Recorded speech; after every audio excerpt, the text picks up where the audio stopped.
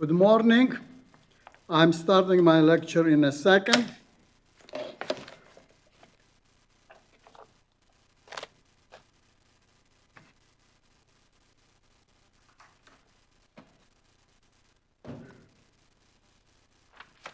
First of all, before continuing further, I would like to address a question that I was asked, and I did not have a chance to communicate this question to you because I was busy with preparing the project, and I wanted to give this project, to assign this project as soon as possible, because some students said that they want to start it already.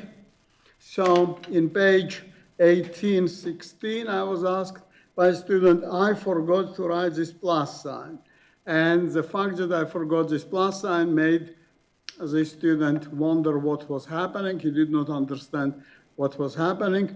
This is actually from the previous page, from 2 pages before, 1814. We had this determinant, and I calculated this determinant here, okay? So these three terms, product of these three terms is here. Then these two terms times 0 is 0. Then these two terms times this term is here. Then I'm calculating negative terms. This product is 0. Then these two terms multiplied by each other, and this term with minus sign, and these two terms multiplied by each other, and by this one, minus sign. And then, please look, here I have sine KL over 2, sine KL over 2, and here I have sine KL over 2. Here I don't have sine KL over 2. But then I have sine KL. I say, sine 2 KL, sine KL equals 2 times sine KL over 2 times cosine KL over 2. I substitute this here, and then I have sine KL over 2 in each term. So therefore, I can take it out. Okay? Sorry for missing this plus sign. Pay attention. What happens is that because I wrote this page, so when I looked first time when student asked, I did not see this. That was natural to me that there is a plus there, nothing else. So I even did not pay attention that plus was missing. But, okay, student did not tell me that plus is missing. He said that maybe there are some problems with signs. Anyways, this sign was missing.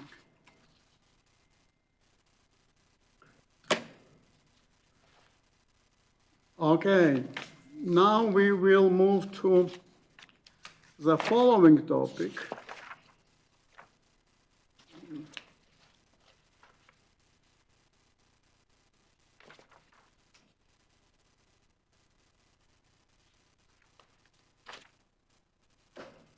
So today is lecture 19.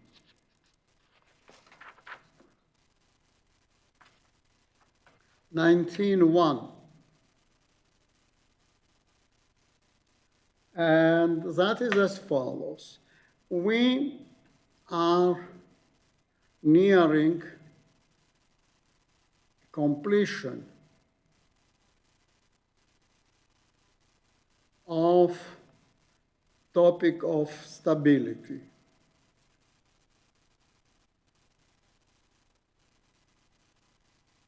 Which is lack of buckling.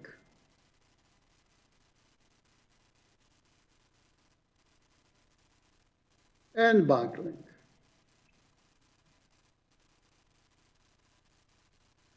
First topic that we studied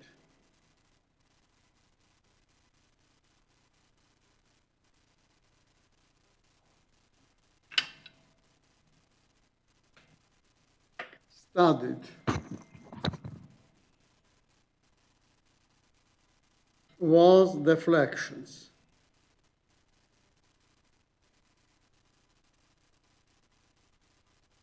Question: any connection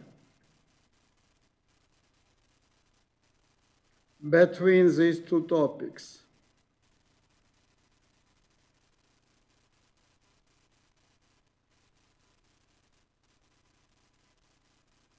Answer is yes. Deep connection.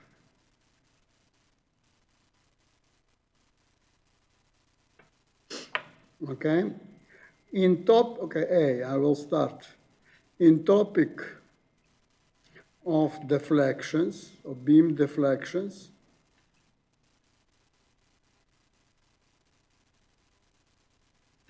we evaluated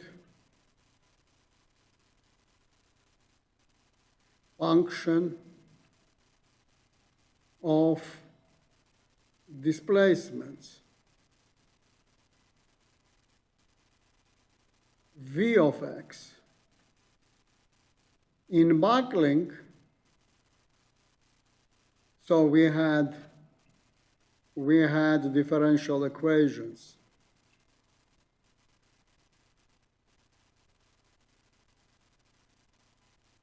That is EI d2v dx square equals mz of x, or EI d4v dx in first power equals w of x. So that is bending moment.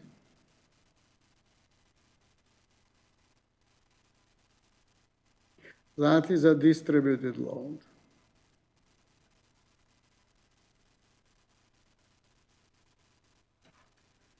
Here in buckling, we also are looking for displacements. Our differential equation is EI d2v dx squared plus PV equals 0. Okay, or that is for simply supported column. Or EI d4v dx in first power plus P d2v dx squared equals 0.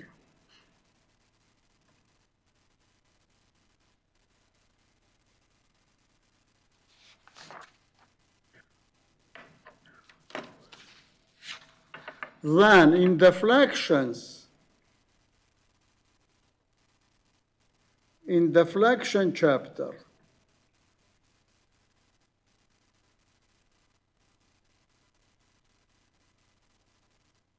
we just wanted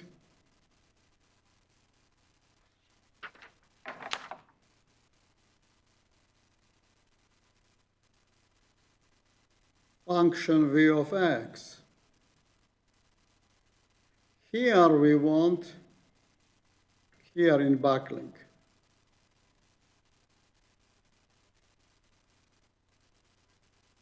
we want to find for which value of values of P critical, so that is simply supported, for example.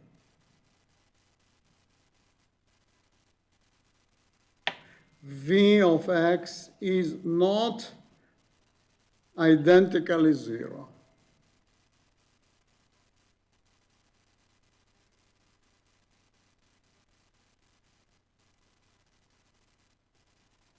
And then we want to find, of course, value of P critical equals which value. Now connection. Okay, in both cases, in both chapters, we had to deal with differential equations, ordinary differential equations.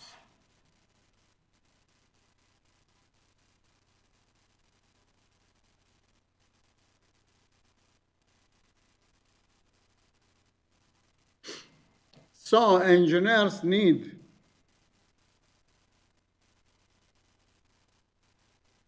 desperately need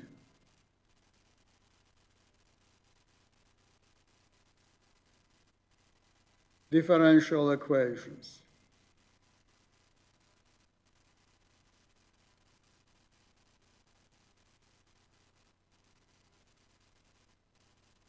Okay?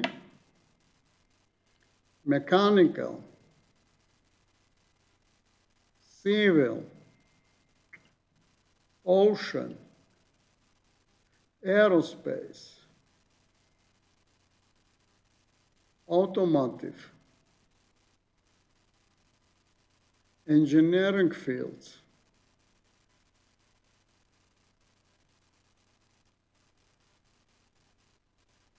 need ordinary differential equations.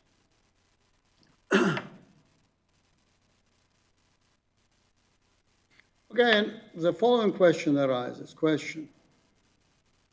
Perhaps there is even more close connection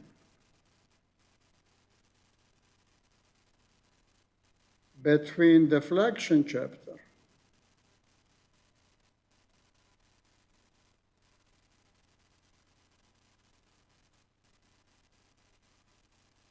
and buckling chapter.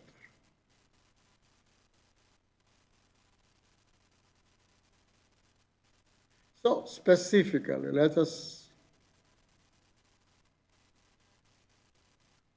okay, I will be more specific with my question.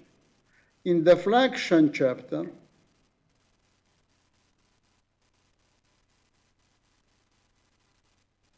we dealt with this beam.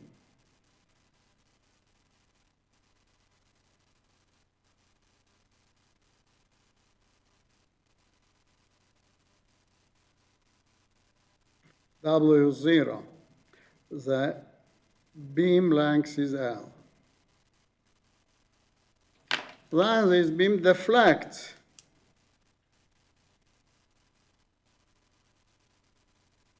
And here there is this V maximum.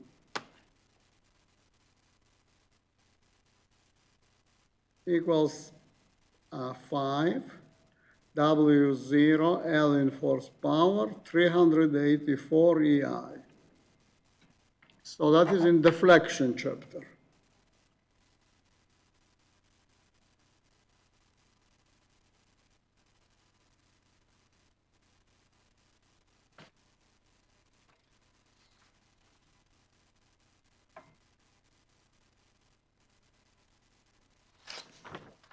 In buckling chapter,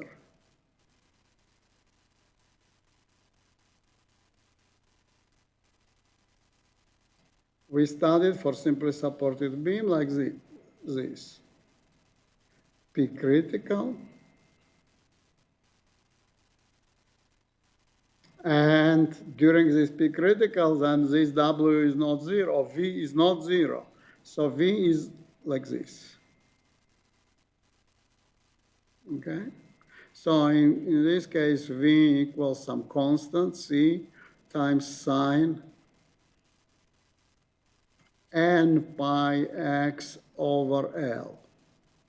C is not zero, n is a positive integer. I'm going up for some reason. Positive integer. 1, 2, 3, etc.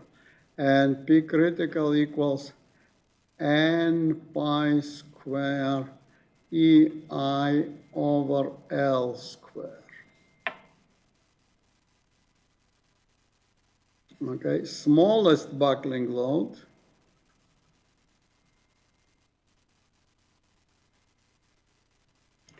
P critical Euler equals just when n equals 0. N equals 1. Pi square EI over L square. So these are two things that we learned. Connection.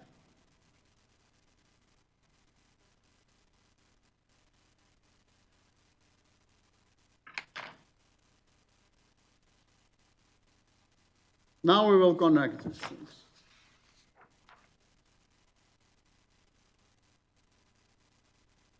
Question, what happens in the problem when there is both transversely distributed load, W0, and axial compression P? I wanted actually to wait for you to give this response, but you are not here. I'm sure that in your room, in your office, in the place where you are listening to the lecture, you had this inquiry. Okay. Then we have to write expression. Again, we have this differential equations. That is EI V double prime equals moment. Okay? This equals bending moment.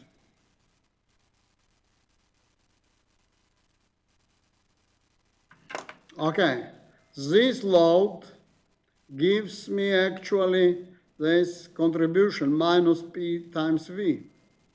These ones have reaction will be W0 times L divided by 2. That will be a reaction. Will be W0 L over 2 times X.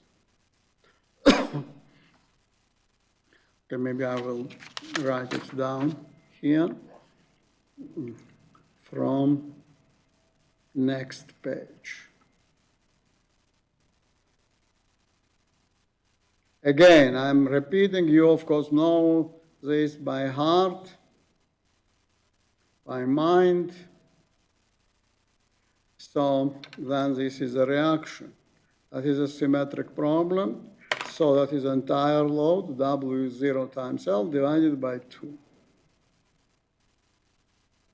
Then if I'm calculating here, then I'm having, look please. So that is a cut. We are doing cuts.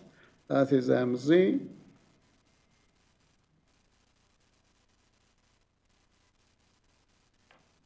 So then that is 0.0. Sum of the moments of Z with respect to axis Z that passes through 0.0 equals 0. Okay? And there is load. W0L over 2. So will be minus W0L over 2 times X. This distance is X. Then here this load equals plus W0L over 2. Sorry, that is a load. Sorry. Here is W0 times X. That is a load. Okay, in positive direction. And arm is X over 2. And plus MZ. So then MZ equals W0L over 2 times X minus W0X squared over 2. Okay, so that is this expression. So I wrote it here. W0L over 2x minus W0x squared over 2 plus, minus PV. Because V is an unknown function.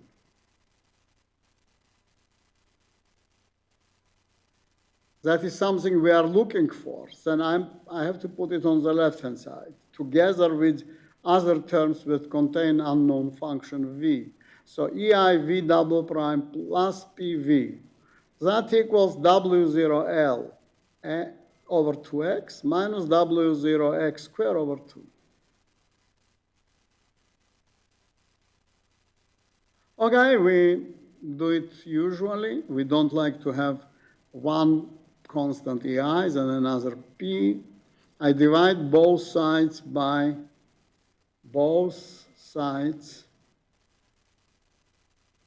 EI. So I get EI is gone. Will be V double prime plus P over EI V equals 1 over EI, W0L over 2x, minus W0x squared over 2. Now we denote, as we always denote, P divided by EI equals K squared.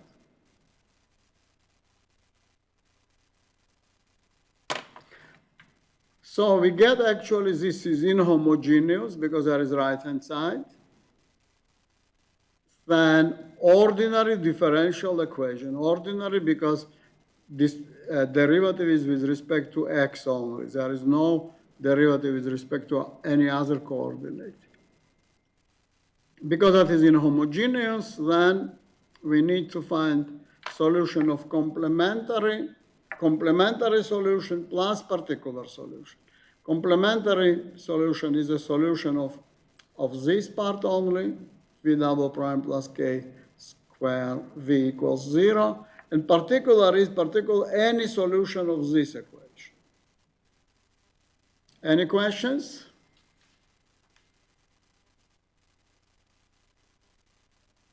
Look, please. I may occasionally, suddenly, lose some sign plus or minus, but please check and tell me, and I will check material again if there is such a thing happening. At least this semester it happened only once. And that homework number 18 I solved because of request of students. So I prepared these several pages of presentation in order to explain to you how to solve this type of problems.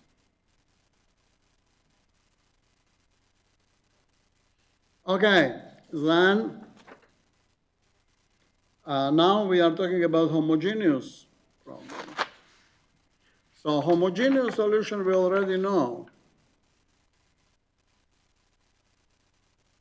That is in lecture 13. We dealt with this when we had only this part, no, just buckling.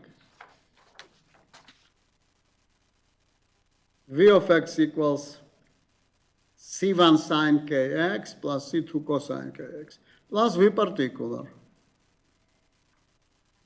Okay, now V particular, I say because this is a polynomial of second degree, there is x squared.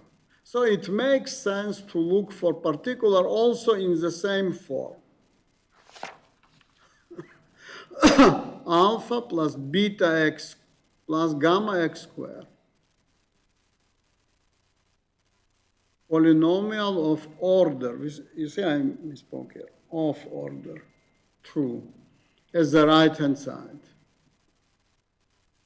Alpha, beta, and gamma must be determined.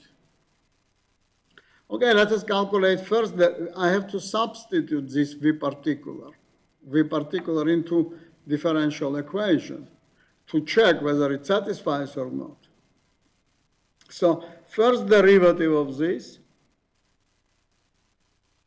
first derivative of alpha is 0. First derivative of beta x is just beta. First derivative of gamma x squared will be 2 gamma x. Second derivative is 2 gamma. So I'm substituting now into this particular solution. So V particular double dot plus k squared V particular equals W0 EI Lx minus x squared. So second derivative equals 2 gamma plus k squared. Here I should write V particular alpha plus beta x plus gamma x squared equals W0 2i EI Lx minus x squared. So now I just substitute and rearrange the terms. So that is 2 gamma plus k squared times alpha. That is a constant. These are constants. There is no x. No x here. Then there is this term, k squared beta x. Then there is this term, k squared gamma, x squared. So this equals this term, W0 2EI Lx minus x squared. Now this left-hand side should equal to the right-hand side. Then this term must be 0 because there is no x here. And in order for this expression to be 0, then this term must be 0. 2 gamma plus k square alpha equals 0. From here, that is one thing. Second, that is first equation. Second equation, k square beta,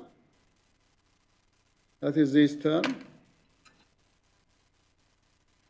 must equal this term. That is this second.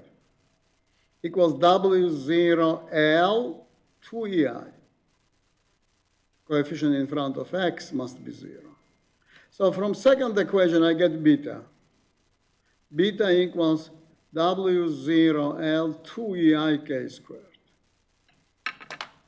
I'm continuing, and I'm waiting here for a minute.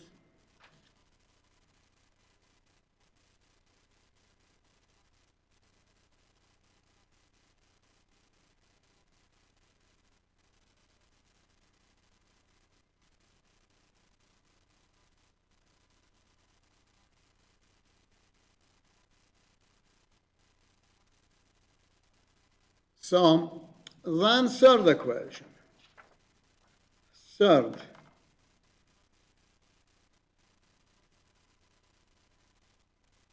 K square gamma, that is x squared. K square gamma equals minus W0 over 2EI. From here we get gamma. Gamma equals minus W0 2EI k squared. Now we have also this first equation. 2 gamma plus k square alpha equals 0. From here I get alpha. Alpha equals minus 2 gamma divided by k squared. Now 2 gamma, gamma we found. That is this one. 2 and 2 cancel each other. 2W0, 2EI k squared. And then divided by k squared. So 2 and 2 are canceling each other. We get W0, EI, k in fourth power. That is equation 5.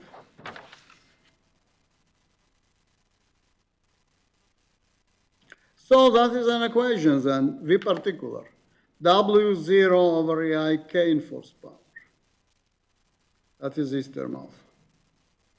Plus beta, W0L, 2EI k squared, that is x, beta times x. And then gamma minus W0, 2EI k squared, x squared. I will wait so that you could write down.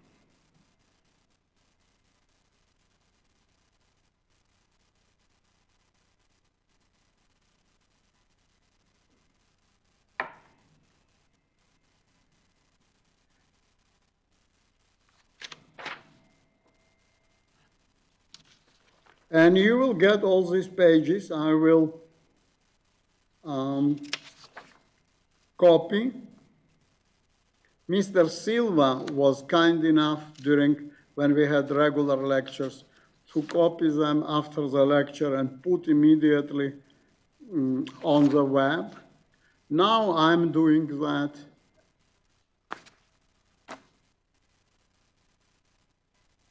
So that is this V particular. Now V, that is complementary solution plus particular solution. Okay, I just took out from here this W0 EIK squared appears everywhere. So this I took this coefficient everywhere. Then here will be 2 over k squared.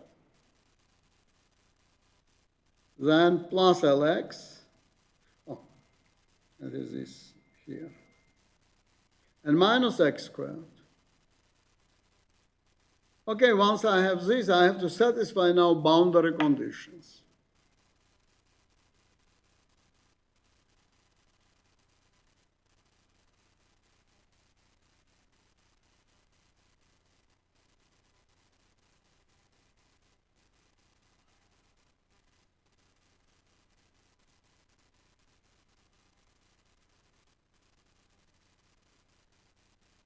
So V at 0 equals 0.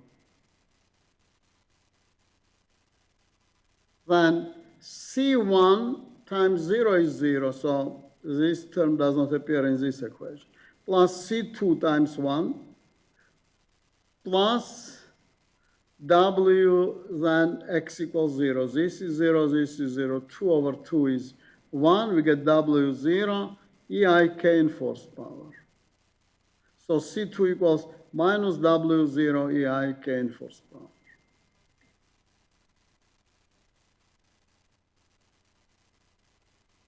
Now V of L equals 0. That is first boundary condition, and that is the second boundary condition. V at L, so then I substitute here. C1 sine KL minus then C2 we found. C2 is minus W0 EIK in fourth power, cosine KL, plus W0 2 EIK squared, 2 over K squared, L squared minus L squared. But L squared minus L squared is 0. This is 0.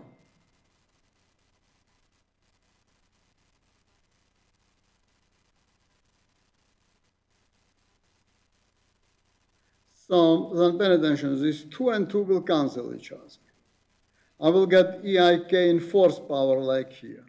So coefficients will be the same, W0 EIK in fourth power. But here there is plus sign, here is minus sign. So I can take out this and we'll get 1 minus cosine KL. So that is 19.6.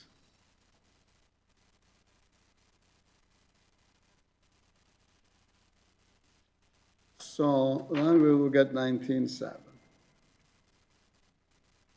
So from here we can get C1.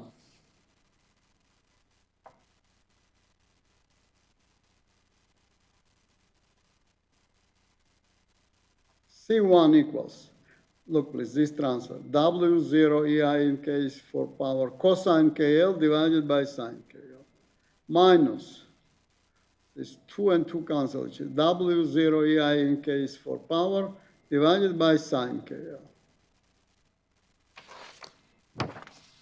So V of x equals then W0 EI K in fourth power,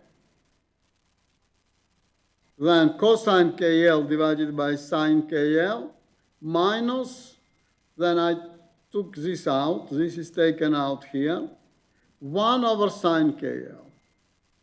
And this is C1 is multiplied by sine KX.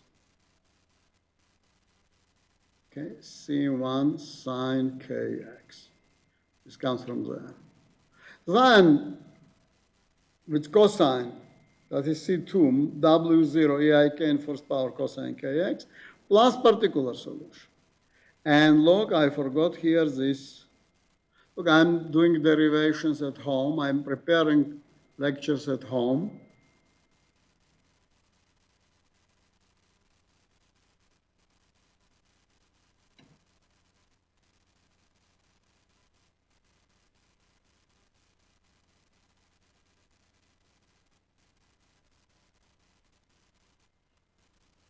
So then I can rewrite in a more compact form. W0 EI K in fourth power. Then look, sine KL can be taken out. Minus can be taken out. Will be 1 minus cosine KL. Sine KX over sine KL.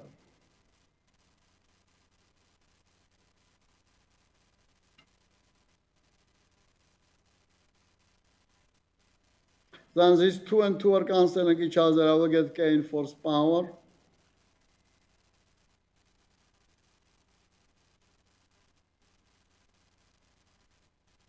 Then I took this term out. So it will be 1 minus cosine Kx. This 1 from here, 1 minus cosine Kx. Plus then terms from here. This is taken out.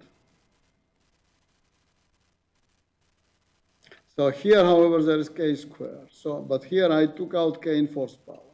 So therefore, Here we have k squared over 2lx minus x squared. So that is a solution that is both complementary plus, this is v equals v complementary plus v particular. That is everything.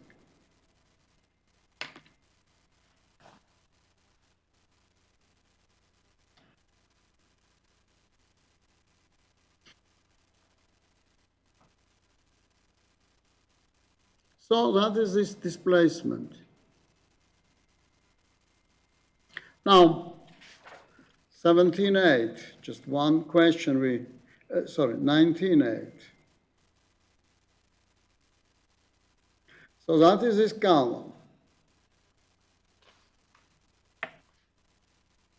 Column is simply supported. There is this load, axial load P. Now, what is the role of this distributed load?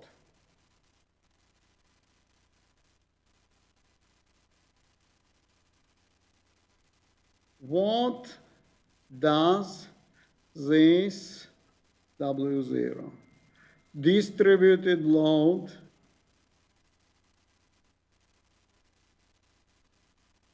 represent? Where is it coming from?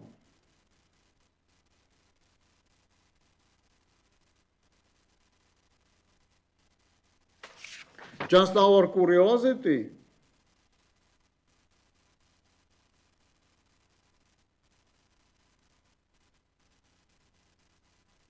Okay, this could be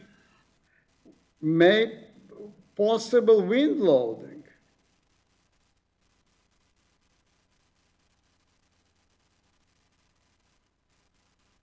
You see, if you do not consider it, then you did not design for possible wind loading. Or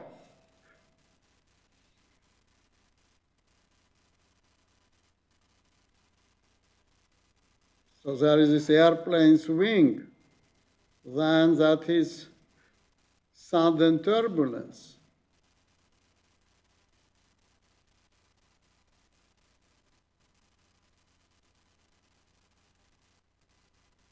Okay?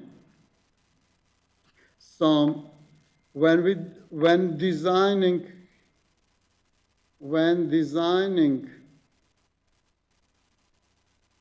against buckling, what does that mean? P must be smaller than P critical. We also have to think on possible perturbations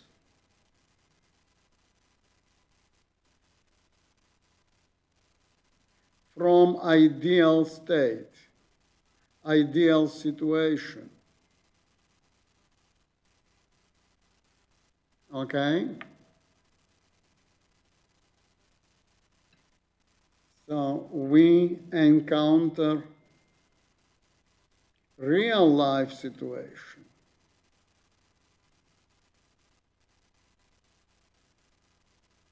Okay, when there is such a load, what happens then? It is not that I asked, oh, we studied deflection separately, and we studied buckling load separately. Now, maybe we have a curiosity, what happens when these are together? Yes, that is a question that might come from curiosity. But we do not deal with this just because of curiosity. We deal because there could be possible wind load or possible disturbance. Or, for example, you were running. Imagine that this is structure. But you are running and you suddenly give a kick to this structure. We don't want it to collapse. Okay, we are continuing. So both W0 and P together represent realistic situation.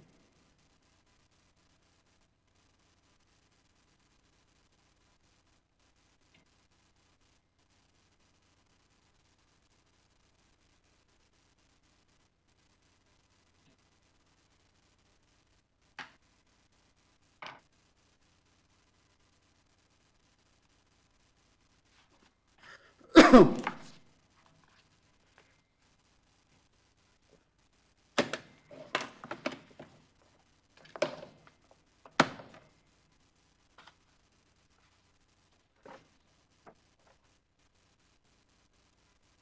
will get more pages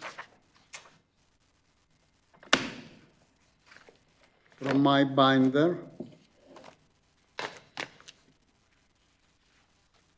So, 19.9. We discussed until now,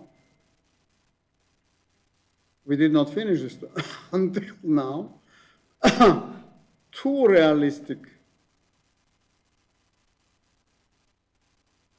perturbations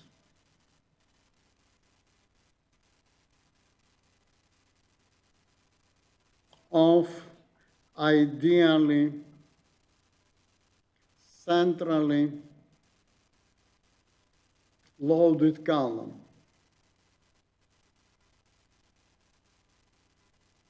Okay, one thing is, look please, ideal is like this, that is a column, I'm just depicting beginning. Then that is a centroid, and load is like this. That is ideal situation, and that is centroid. Second, okay, that is ideal. Now, non-ideal. So that is centroid.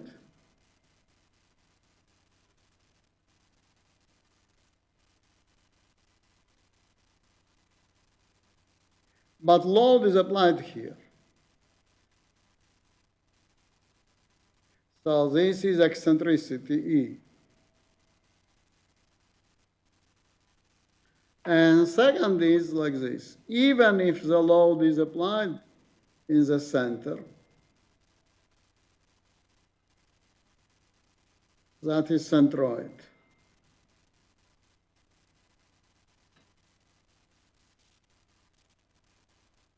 Then there is possibility of such a load. Okay, so these are both non-ideal. Realistic situations. If you pay attention, I'm providing ample discussion of what we are doing, because if we go just by the book, then it will be not possible to detect these book authors. I will write down not only this book, but book authors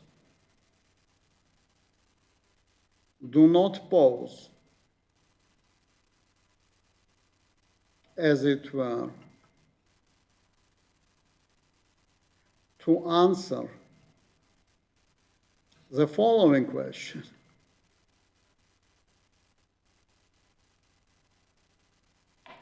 What are we doing now?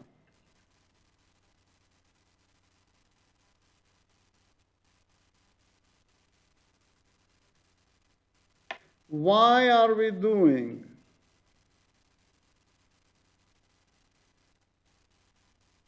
what we are doing?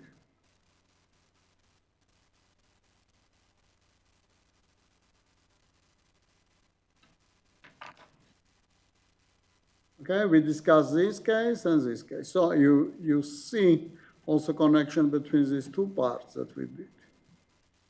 That is ideal. That was not known until 1744.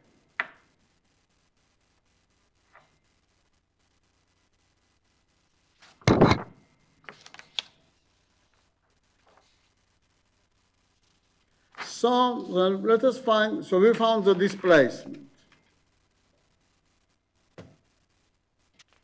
Let us find the bending moment, 1910.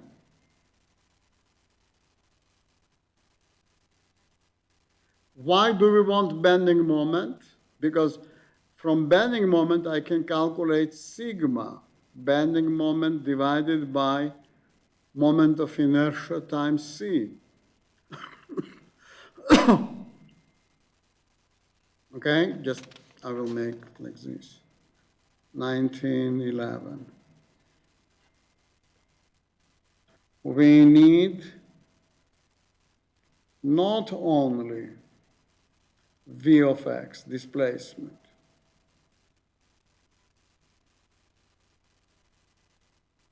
and to design for stiffness, but also bending moment, mz of x, bending moment,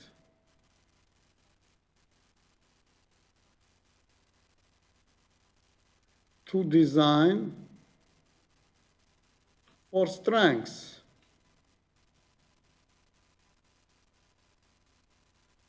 Okay, sigma equals mz divided by I times c. So, for example, if it is a rectangular cross-section, then that is centroidal axis.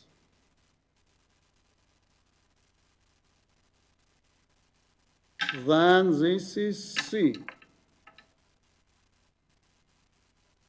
C. That is extreme fibers.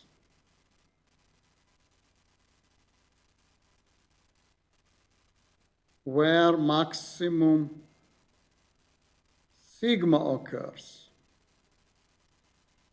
Or sigma equals m divided by section modulus. Section modulus equals I over C. In German textbooks, this equation is written just beautifully. Sigma equals m divided by w.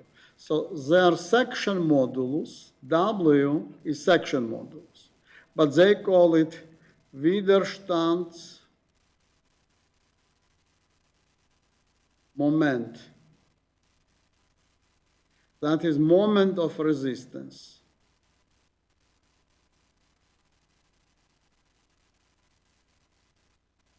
Why do I call it beautiful?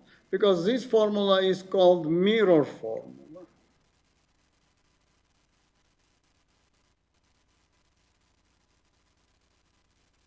Okay, moment and W, they are like mirrored with respect to this dashed line. Okay, that is very useful for remembering this formula. So then what you have to remember is moment divided by W. Then instead of W, in American or Anglo-Saxon textbooks, it appears as section modulus, and it is not called moment of resistance. Resistance in German is Widerstand. Okay, therefore they denote it as W. Okay. So, next page, I say.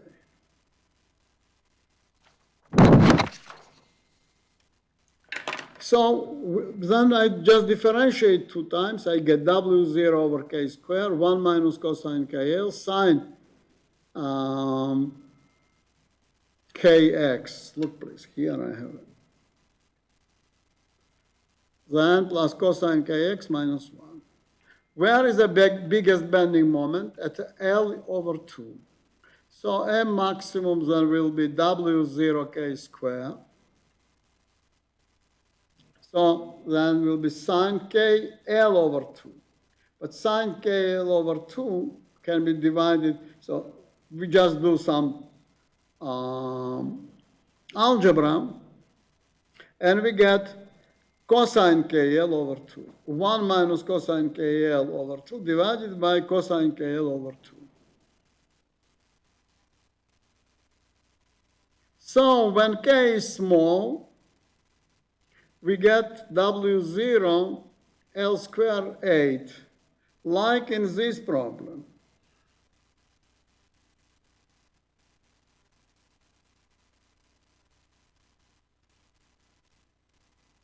okay? Because here in the, that equals W0L over 2, that is a reaction, times L over 2, then minus W0X squared, that is 2. L over 2 squared will give me this formula. So this is what we remember. I hope you remember this formula from strengths of materials, from previous course. Everything, static strengths and these intermediate strengths of materials are interconnected with each other. And we need to know strengths in order to know intermediate strengths. Now, when P goes to P critical, that is pi square EI over L square, what happens with this K? Look, please. Instead of K, we will have, okay, what is cosine? So then instead of K equals P critical over EI times L over 2. Instead of P critical is pi square EI over L square, and then EI. EI and EI cancel each other. So we get cosine pi over 2. Cosine pi over 2 is 0. So that means that when buckling load is approached, then maximum displacement goes to infinity. And bending moment bending moment also goes to infinity.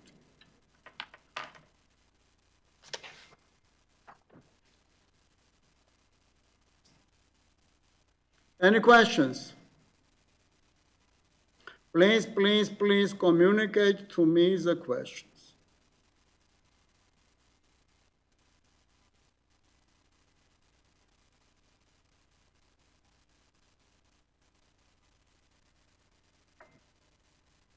So everything is, I would say, extremely beautiful theory. Everything fits very beautifully. We get limiting cases that we studied in strengths.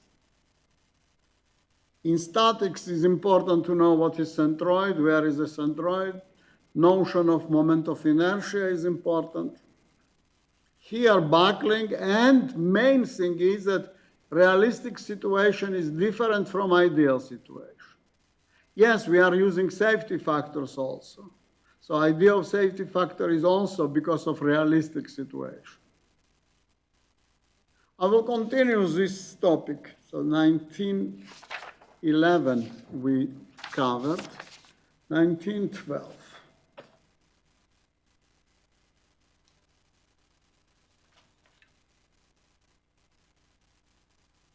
I'm dealing with this topic now, specifically now, because yesterday I assigned you the project, and this topic is problem number 2.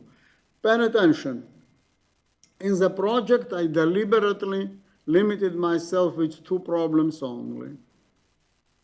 They need use of differential equations, solutions, they demand knowledge of strength, so you will have to review whatever you need in strengths.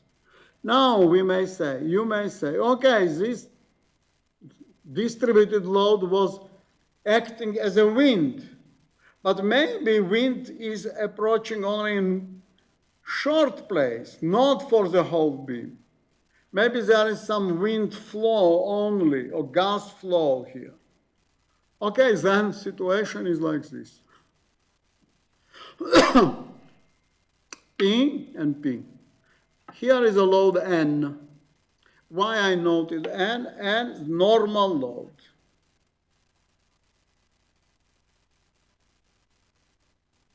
So this is now, actually it's called beam column. Why beam? Because transverse loading is here. Beam usually works on transverse loading. Column, but there is axial compression. Okay, when we had only axial compression, the moment was written as EIV double prime. And this moment was minus PV. Now we have a different situation. We have P and also N. So we will have to write down expression for the moment differently than this.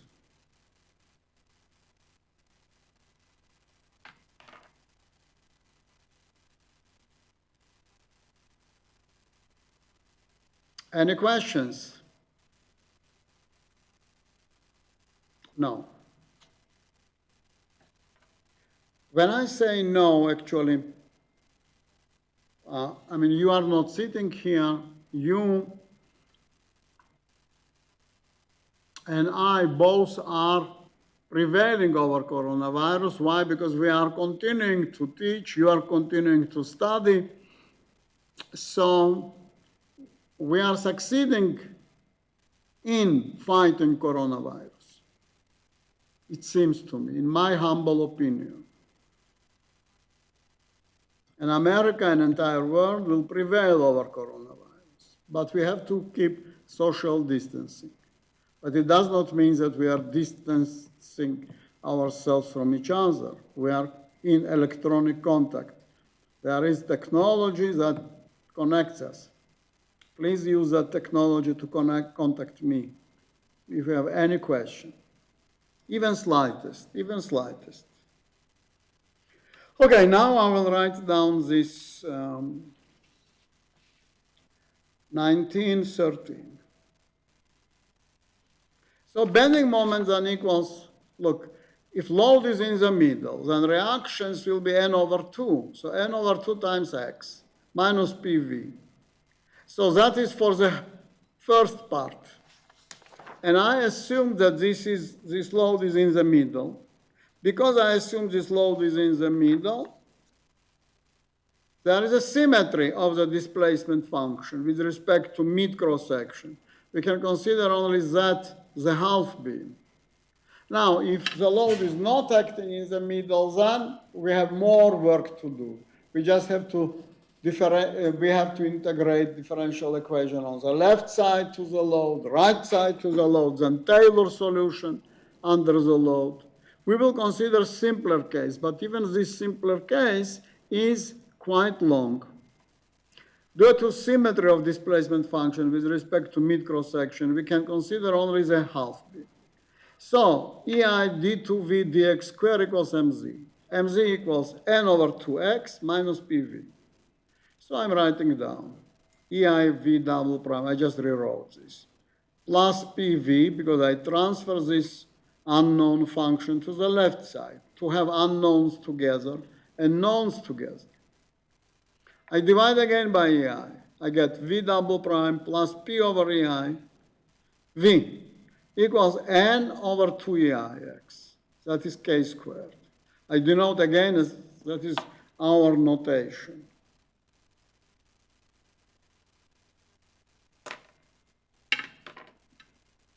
So with a high k squared, we remember you. So then I write v double prime plus k squared v equals n over 2EIx. That is ordinary differential equation with constant coefficients and inhomogeneous. Why it is inhomogeneous? Because there is a side load. There is a transverse load. This gives rise to inhomogeneity. If there is something, or moment, or something else, then this will be, and I assigned you in the projects, okay, 1914. In the project, I assigned you, for example, problems like this. Moment here, M0, M0 and M0, or some other loads.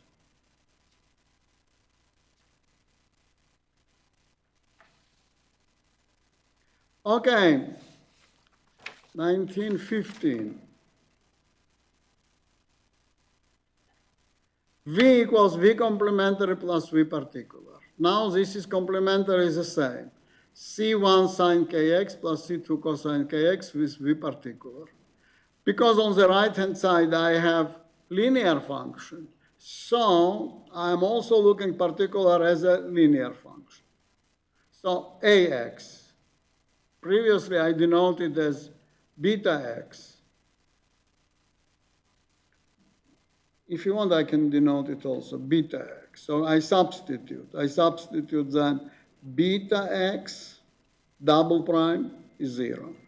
This is beta x, that equals So from here I get beta k squared x equals n 2ei x, so beta equals this.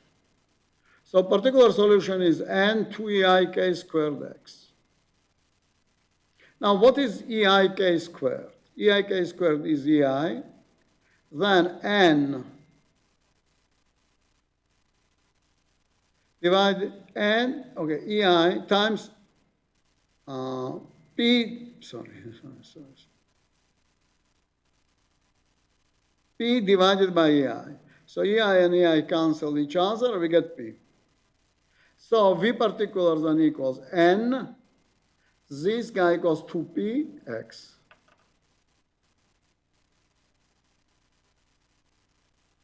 That is particular. 1916.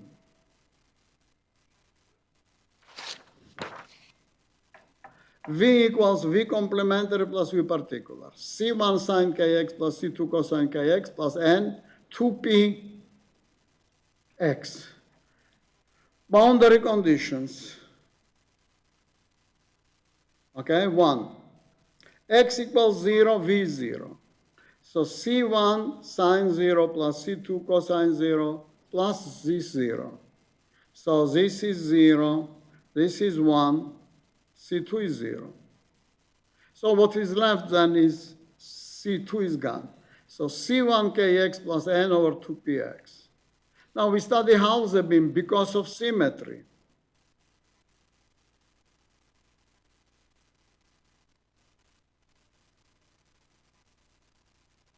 Okay, so that is the alpha beam that we studied. So here, because of symmetry, that will be maximum displacement here. So V prime must be 0. X equals L over 2, V prime is 0. Symmetry condition. So V prime equals from sine k1 cosine kx plus n2p, that is first derivative, equals 0.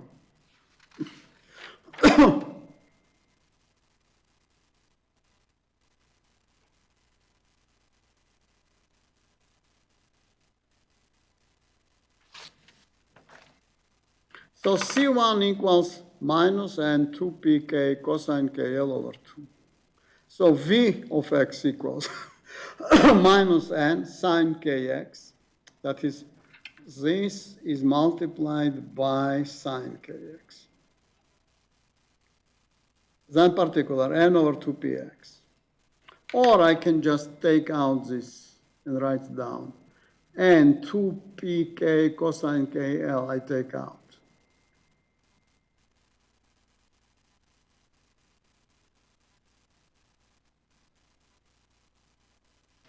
Will be here minus sine x. Here will be kx cosine kl over 2 because cosine kl and cosine kl can cancel each other. And bending moment, y, again to calculate stress. mz equals ei v double prime. So second derivative. Second derivative will be ei. Second derivative will be giving me k squared. But eik is this n, 2pk cosine kl, sine kx. This is the first derivative will be constant, and then second derivative will be 0 from here. Second derivative of minus sine kx is plus k squared sine kx. So this guy equals p. P and p will cancel. So will be then 2k cosine kl over 2 sine n sine kx. So V maximum equals V over L over 2 equals, I just substitute here L over 2. Then will be KL over 2 cosine KL over 2 minus sine KL over 2. And then this cosine KL over 2.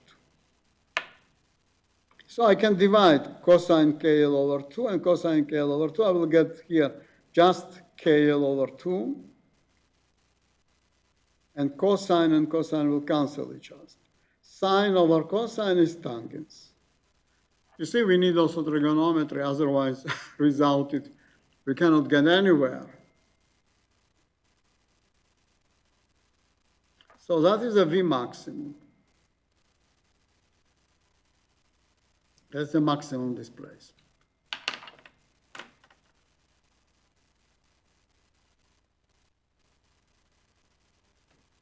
M maximum, that is, okay, here, sine KL over 2 divided by cosine KL over 2 will be tangents KL over 2.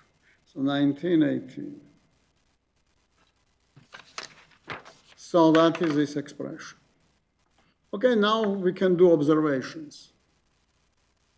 Vmax is directly proportional to the transverse loading N. That is here.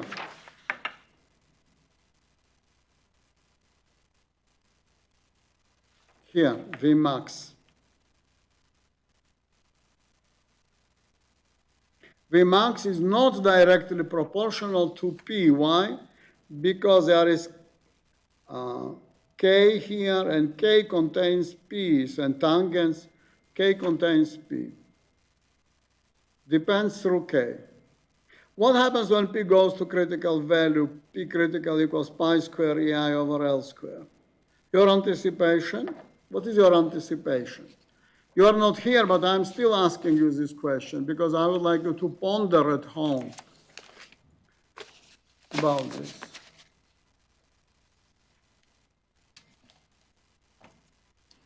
By the way, sorry for this deviation for 1 minute.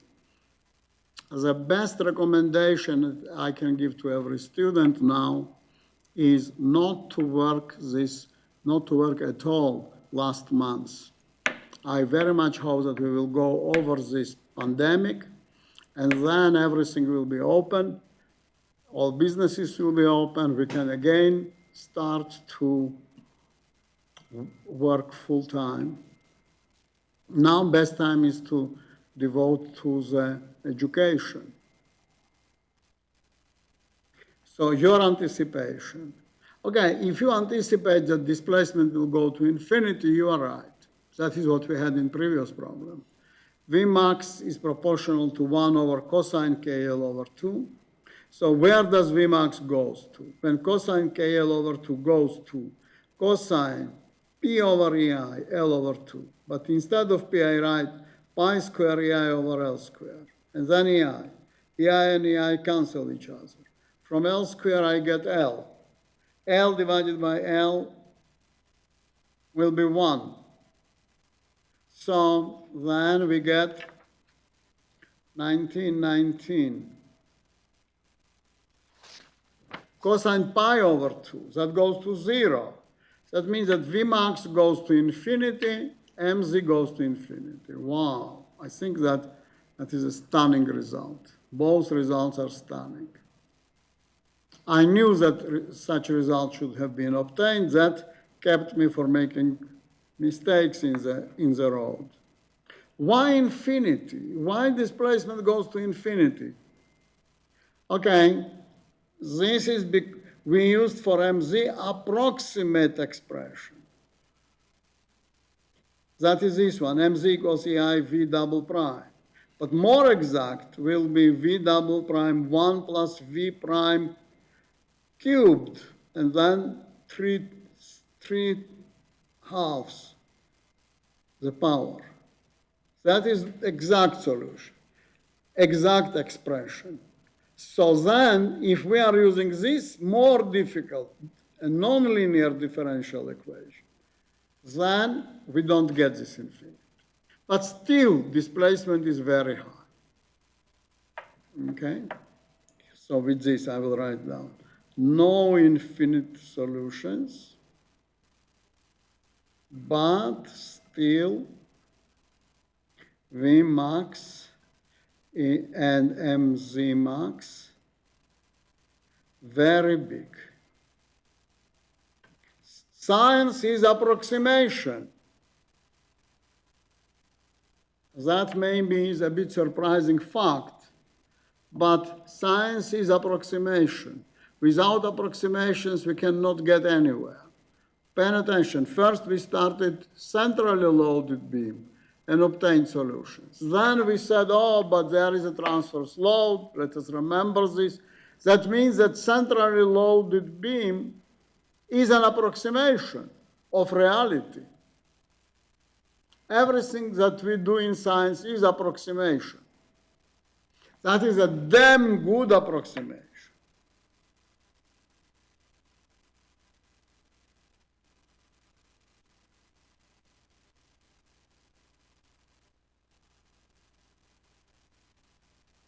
But it is approximation. Until we know something, we don't know it. Until Euler found buckling load, we did not know how to calculate against buckling. People did know buckling. People knew buckling 2,000 years ago. Ptolemy, for example, Vitruvius in Rome, 2,000 years ago, know it, but they did not know how to calculate the structures.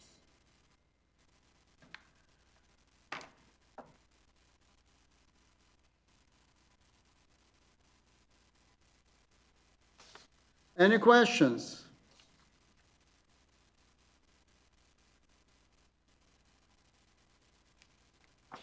(1920).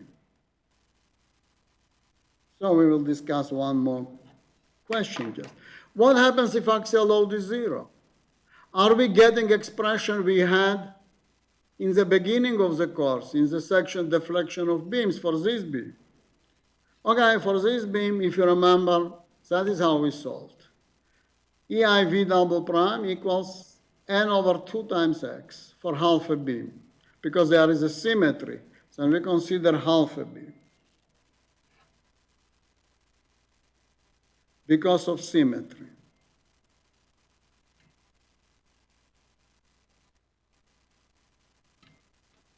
So EIV double prime equals n over 2x.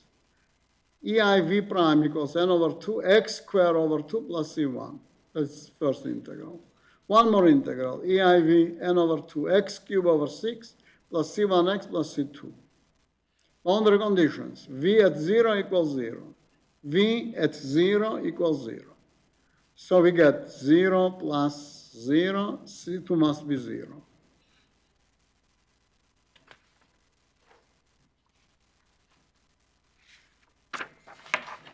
(1921). So in the middle, we demand V prime to be 0 at x equals L over 2. So we will have n over, okay, V prime, n over 2 times 2 is 4. Okay, 2 times 2 is 4. So n over 4, L over 2 squared plus C1 equals 0. C1 equals, then this L squared over 4, 4 times 4 is 16, minus n L squared over 16. So the equation becomes like this, EIV equals nx cubed over 12 minus nl squared over 16x. How much is the displacement in the middle? X equals L over 2. We put L over 2 cubed minus then L over 2. That is 2 cubed is 8, 12 times 8 is 96, 16 times 2 is 32. So common denominator 96. 1 minus 3. So it will be minus 2 times 2 over 96, or minus 1 over 48. So we are getting minus 1 over 48 NL cube over EI. So that is a displacement that we got in deflection part. We got in deflection part. Are we getting this expression when P goes to 0? Okay, in our new setting? Question.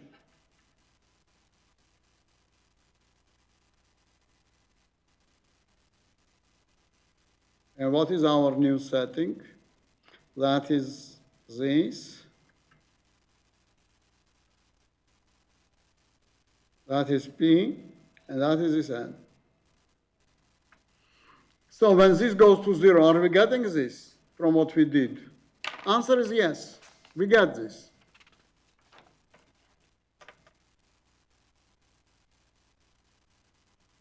We had the tangent KL over 2. So tangent KL over 2, asymptotic expansion,